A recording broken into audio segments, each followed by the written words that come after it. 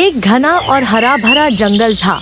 इसी जंगल में एक प्यारी सी गाय गौरी अपने नन्हे से बछड़े मोती के साथ रहती थी। एक दिन गौरी अपने बछड़े मोती के साथ नदी किनारे चल रही थी। शेरा कुछ दूर पर बैठा उन्हें देख रहा था। तभी झाड़ियों के पीछे से झल्ली लोमड़ी उन्हें देख रही थी और सोचने लगी, अगर मैं मोती को चुरा लूं तो मुझे रोज दूध पीने को मिलेगा।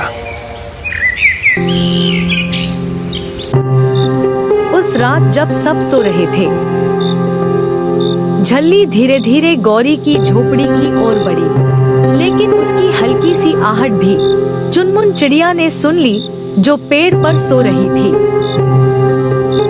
चुनमुन तुरंत फुर्र से उड़कर शेरा के पास पहुंची और चुनमुन ने तुरंत शेरा को जगाया और गौरी को भी जगा दिया।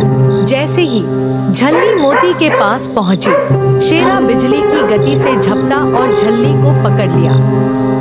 एक दिन दूर पहाड़ियों से एक भयानक शेर बादल जंगल में आ गया था। बादल बहुत ही गुस्सैल और लालची था। वो रोज किसी न किसी जानवर का शिकार करता और पूरे जंगल में डर का माहौल बना चुका था।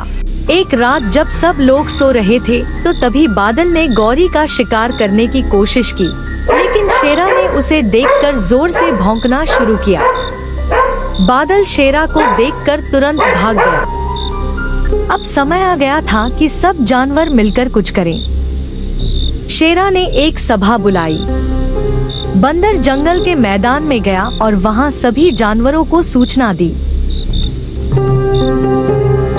भाइयों, आज शेरा ने मोती के फार्म हाउस पर बादल के आतंक से निपटने के लिए एक बैठक बुलाई है। जैसे ही रात हुई, जंगल के सभी जानवर गौरी के फार्म हाउस पर इकट्ठे होने लगे।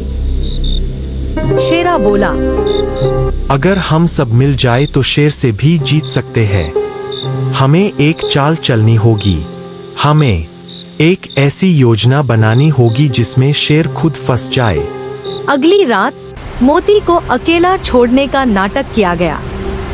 बादल झाड़ियों से धीरे धीरे निकला, नदी के ऊपर से छलांग लगाकर दूसरे किनारे पर पहुंचा। बादल धीरे धीरे मोती के पास पहुंचा और दहाड़ने लगा। जैसे ही वह दहाड़ा, शेरा, हाथी और बंदर एक साथ उस पर टूट पड़े। तीनों ने उसके पास पहुंचकर उसको दूर करने की कोशिश की। अंत में बादल, हाथी, शेरा और बंदर के जाल में फंस गया और हार गया।